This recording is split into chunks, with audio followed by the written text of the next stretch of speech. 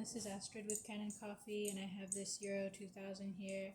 It had just a ton of scale buildup, had to clean the water level probe, and replace the pressure stat, as well as an entire E61 group head overhaul.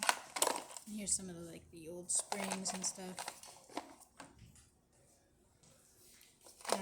And then I descaled the machine, and during that process the heating element got damaged, so here is the old one. I replaced that, and screen, gasket.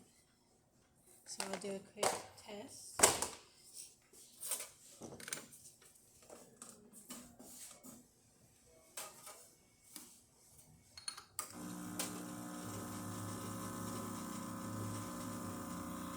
I also glued on one of the feet that had fallen off, and just a few other things. Backflushed the machine. Yeah.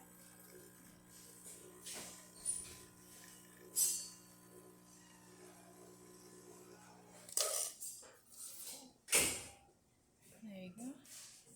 And here's the hot water.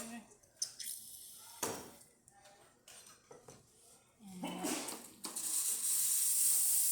steam.